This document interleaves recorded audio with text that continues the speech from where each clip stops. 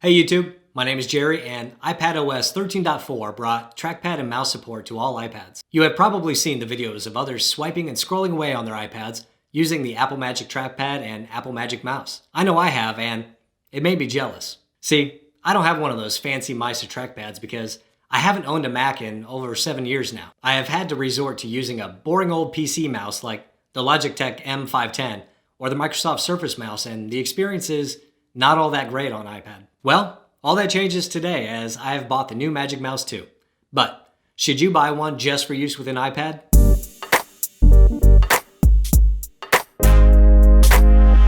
When Apple announced trackpad support for iPadOS, they showed us the upcoming Magic Keyboard for the iPads Pro. I know, Magic this and Magic that, but this case comes with a new floating hinge design and a trackpad up front. Sure, you can order the new Magic Keyboard for iPad Pro, and I did, but it's $349 for the 12.9-inch version. Yikes. For that, you can get the silver Apple mouse for $79, plus iPads Pro at $250, and still save $20. Looking at this new Magic Mouse 2, it is nearly identical to the original Magic Mouse I had years ago. It has a slick, nondescript white glossy top with an Apple logo. Most of the surface is touch sensitive for scrolling up, down, left, right, or wherever you want. On the bottom, we have glide rails and a power button. Oh, yeah, and this.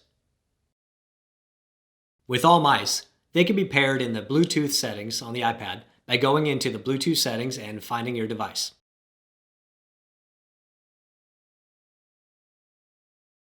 I'm going to enable right-click, but there are some advanced features that I won't be getting into today. If you are interested in seeing a video on that, hit the like button and drop me a comment below. Alright, so as you can see, we now have a little mouse running around the screen.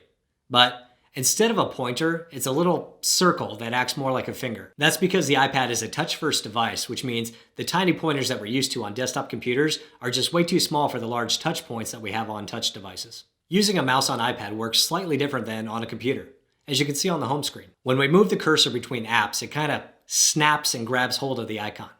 This feels strange coming from any other desktop OS, and will take some getting used to.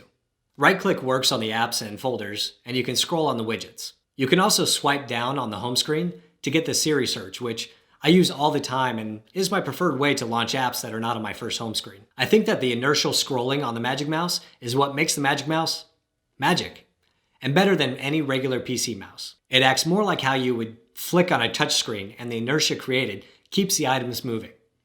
That benefit can really be observed in Twitter and allows for a much more natural scroll of the feed when compared to a regular scroll wheel. Side swiping is also available in a number of ways, like on the home screen. You can swipe left or right on the Magic Mouse to change home screens. In Safari, this can be used to go forward or backwards in your history. Inside Twitter, swiping will move you between sections in the Explore area. Part of the new mouse support in iPadOS is text selection. When I open a message in Mail and I go to text, you can see the cursor change to a caret or text editing icon, which can be used to select text as you would expect. This makes copying and pasting or editing text so much more natural and familiar. You can even right-click to copy and paste or use keyboard commands like Command-C. Now, a mouse is a better text manipulation tool than a trackpad or touchscreen because you can get finer precision. Most third-party apps have not been updated for mouse support on iPad yet.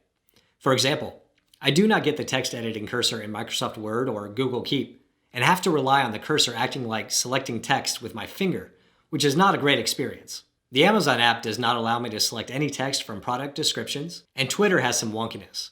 When trying to select text, the tweet sometimes just disappears. So, we are in the infancy of a cursor support for iPad, and this was just a few examples of how it works. The added ability to attach a mouse and gain another mode of input is definitely welcome, as the ergonomics of using an iPad with a keyboard and reaching up to touch the screen has always been a little curious. Having a mouse right next to and at the same height as a keyboard can definitely reduce strain on your body as well. The downside to using a mouse on iPad right now has to do with inconsistent adoption on all apps. When you are not sure what the cursor response or available actions will be from app to app, that can become frustrating, and no one lives only inside of Apple's own apps. Getting used to the cursor popping onto objects is jarring at first and almost feels laggy. With time, I think I will get used to it, but this will definitely require some mental adjustment. Overall, using a Magic Mouse on an iPad is different and kind of fun. You can see where the iPad is headed in the future, as it leans into becoming more of a productivity device, and things like text selection will be much improved with a mouse.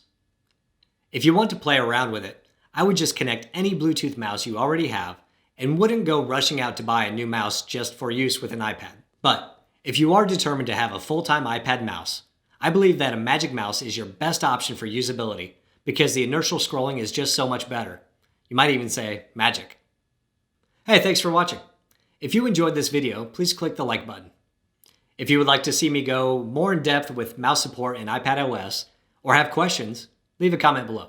If you want to see what's next, like the new Magic Keyboard for iPad Pro or the iPhone SE, you can follow me on Twitter @JerrySchultz. Don't forget to hit subscribe, and I'll see you next time.